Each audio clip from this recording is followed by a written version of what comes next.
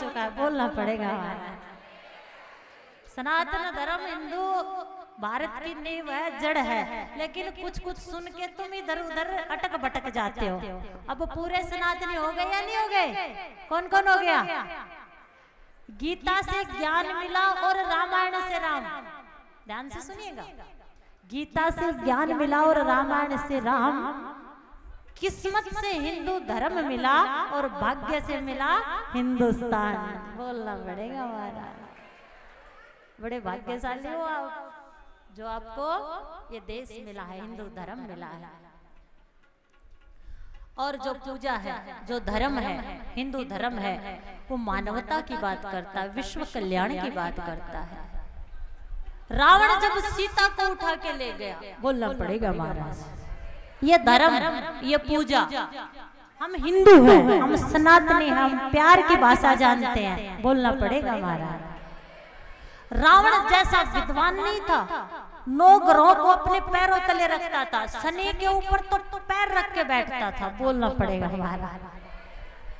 जिस शनि से तुम डरते हो ना, शनि आ गए राशि में, शनि बहुत न्यायप्रिय देवता है, उसी की राशि में आता है जो जीवन में खोटे किए उनका फल देने के लिए आपको, बोलना पड़ेगा महाराज। तो चाहे शनि से डरो या ना डरो, कर्मों के फल भोगने पड़ेंगे। रावण जैसा विद्वान नहीं, शिव का उपासक, बोलना पड़ेगा। सारे ग्रहों को अपने नीचे रखता था, पैरों के नीचे रखता था, शनि के ऊपर पैर रख के बैठता था, बोलना पड़ेगा महाराज। और जब माँ सीता को लेके गया, बुद्धि सटक गई। देखिए सोने की लंका में रहता है, जो कुबेर को पकड़ के ले आया है, बोलना पड़ेगा। ध्यान से सुनिए, जिसके पास पद है, जिसके पास धन है, वैभव है, लेकिन बुद्धि नहीं है, ध्यान दो। अब राम जी ने जामुन जी से कहा, जामुन जी बुजुर्ग है, बड़े हैं, कि पुल तो बन गया, लेकिन कल युद्ध है और युद्ध से पहले मुझे शिव की पूजा करनी है, बोलना पड़ेगा हमारा। कर्पूर गौरम करुणावतारम संसार सारम भुजगेंद्र हारम सदा वसंतम हृदयारविंदे भवम भवानी सहितम नमामि।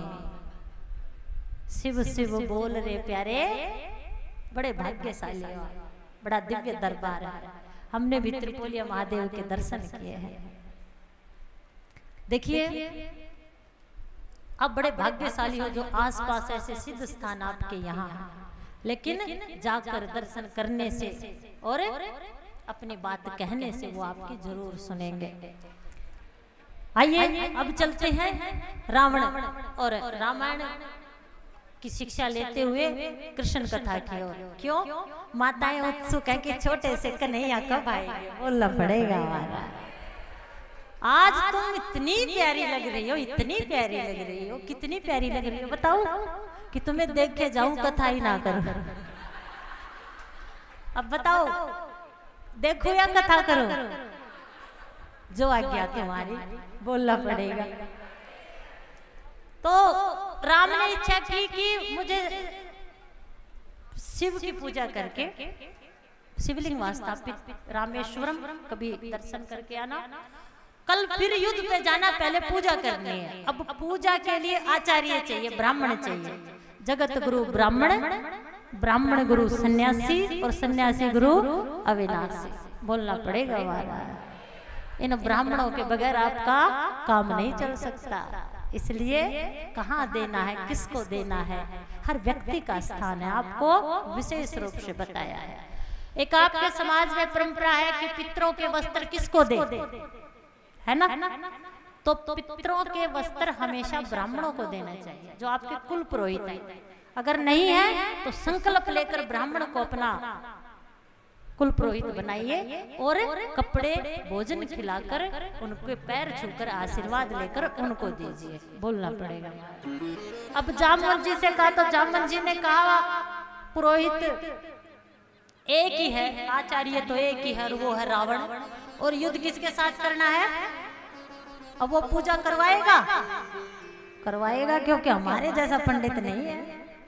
एक होता है ब्राह्मण, ब्राह्मण जो ब्रह्म का ज्ञाता हो, एक होता है ब्राह्मण वो कहता है कि ये छोटी जाति का, ये बड़ी जाति का, ये वो है, मैं नहीं करूंगा, इतनी दक्षिणा नहीं मिली तो मैं नहीं करूंगा। बोलना पड़ेगा। अब देखिए हमारे यहाँ भी जब ब्राह्मण मंत्र उच्चारण के साथ बोलते हैं तो कितना प्यारा बोलते हैं, बोलना पड़ेगा महाराज। एक हमारे ब्राह्मण देवता बैठे हैं, त्रिपोलिया महादेव के जो उपासक है, भक्त है, कितना स्वभाव उनका कितना सरल है। तो आइए थोड़ा इस विषय पर भी चर्चा कर ले। ब्राह्मण और ब्राह्मण, पंडित और पंडितों में क्या अंतर है। जामन जी ने कहा आपकी पूजा और आप जैसा आचार्य चाहते हो जो शिव भक्त भी हो, और मैं वैष्णव हूं, मुझे ऐसा आचार्य चाहिए। तो जामन जी व्यर्थ थे, उन्होंने कहा ऐसा तो है, पुलस्त के जो नाती हैं वो रावण है, और रावण जैसा विद्वान नहीं। अगर आप कहो तो जाकर चर्चा करो। और जैसे ही रावण ने सुना कि जामवन जी आने वाले हैं तो सबसे कहा कोई उनको रोके ना, केवल उनके पैर छुए और सीधा मुझ तक ले आए, क्योंकि वो विद्वान था। राम भी अपने आने का कारण समझ चुका था, तो और रावण भी अपने आने का कारण समझ चुका था। जामवन जी ने प्रार्थना की कि मेरे यजमान हैं, उनको पूजा करवानी है, और उन्हें एक ऐसा ब्राह्मण चाहिए, आचार्य चाहिए जो शिव का उपासक हो, क्योंकि वो वैष्णव है, जंगल में रहते हैं। कल उनका युद्ध है और युद्ध से पहले वो शिव की स्थापना करना चाहते हैं। तो रावण कहता है जहां तक मेरा ख्याल है आपके वो दो यजमान राम और कुछ तो बोल दिया कर लक्ष्मण, हाँ आपने ठीक कहा, और आपके साथ ही उनका युद्ध है, लेकिन उनकी इच्छा है कि पहले पूजा हो, तो क्या आप वो पूजा करवाएंगे। जामवंत जो है वो रावण के जो नाती हैं पुलस्त जी, उनके मित्र हैं। रावण विद्वान था, रावण का धर्म था, पहले वो ब्राह्मण है, बोलना पड़ेगा महाराज। पहले उसका जो कर्म है, उसने कहा आपने कहा तो मैं पूजा करवाऊंगा, आपके यजमानों से, आपके यजमानों से कह देना मैं 5 बजे पहुंच जाऊंगा, और जो हवन की पूजा की सामग्री है वो ले आए। तो जामन जी ने कहा तो जंगल में रहते हैं, वो कहां से सामग्री लेके आएंगे। तो ब्राह्मण, जो ब्राह्मण है, जो रावण जैसा, वो कहता है कोई बात नहीं, मेरे यजमानों की इच्छा है पूजा करवाने की, और आप कहने आए हो मेरे गुरु समान हो, तो मुझे ब्राह्मण का धर्म बनता है कि मेरे यजमान के पास अगर सामग्री ना हो तो वो सारी सामग्री मैं उपलब्ध करवाऊंगा। बोलना पड़ेगा, ये ब्राह्मण का धर्म है। आप जाइए, निश्चिंत रहिए, उनसे कहिए वो तैयार हो जाए। मेघनाथ को बुलाया है, अर्धरात्रि में अपने पुत्र को जगाकर कहा है मेघनाथ हमें सीता से मिलना है, और सीता से जाकर कहते हैं कल तेरा पति पूजा करवाएगा और बिना पत्नी के पूजा नहीं हो सकती। मेघनाथ रथ लेके आएगा, तुझे चलना है और उस पूजा में सम्मिलित होकर वापस आ जाना है। ध्यान से सुनिएगा। पूजा का समय हुआ है, यजमान भी बैठे हैं, आचार्य भी गया है, तो आचार्य को प्रणाम किया है राम और लक्ष्मण, क्योंकि ये मर्यादा है, ये धर्म है, और तुम अपनी खुशी के लिए, अपनी खुशी के लिए धर्म को कभी खींच लेते हो, कभी बांध लेते हो, कभी इधर कर देते हो, कभी उधर। लड़ाई बाद में है, पत्नी बाद में उठाई है, तकरार बाद में हुई है, लेकिन वो एक क्षत्रिय है और वो एक आचार्य है, वो एक क्षत्रिय कुल में पैदा हुआ और एक ब्राह्मण कुल में पैदा हुआ है। अपना अपना धर्म समझिए। यजमान तुम बैठ तो गए, लेकिन तुम्हारी पत्नी, जामवंत जी ने कहा मैंने कहा था कि मेरे यजमान जो हैं वो जंगल में रहते हैं, उनके पास सामग्री नहीं होगी। तो रावण कहता है मैंने आपसे वादा किया था कि आपके यजमानों के पास अगर सामग्री नहीं हुई तो मैं लेके आऊंगा, और मैं लेके आया हूँ। सीता को बगल में बिठाकर पूजा आरंभ की है। पूजा करके सारी पूजा संपन्न हुई, चलने लगे तो राम ने कहा दक्षिणा। तो रावण कहता है कि तुम्हारा जो आचार्य है वो सोने की लंका में रहता है, क्या दोगे। तो राम जी कहते हैं जैसे भी मेरा भाव आप आदेश करिए। रावण समझदार था और वो कहता है बस जब मेरा अंतिम समय हो तो तुम दोनों यजमान मेरे सामने होने चाहिए। बोलना पड़ेगा। सीताराम सीताराम सीताराम कहिए, जाहि विधि राखे राम ताहि विधि रहिए। संतों के पास पली बड़ी हूँ, शायद होने को मैं समझ चुकी हूँ, जो होगा वो होगा, लेकिन हिम्मत नहीं हारनी है। लीला करने राम जी आए थे, रावण जी आए थे, लेकिन दोनों ने अपना धर्म नहीं हारा। पूजा पाठ धर्म कभी भी बैर नहीं पालता। पूजा संपन्न हुई, सीता अपने स्थान पर, राम रावण का युद्ध हुआ और रावण मारा गया। जैसे ही नाभि में धनुष लगा, गिरा धुरंधर, धरती डोली। रावण मरा, मंदोदरी को पता लगा, देखने आई। इस दुनिया की 5 सुंदर स्त्रियों में अगर 5वीं कोई है तो मंदोदरी है। मंदोदरी इतनी सुंदर है और वो रावण की पत्नी है। ध्यान से सुनिएगा।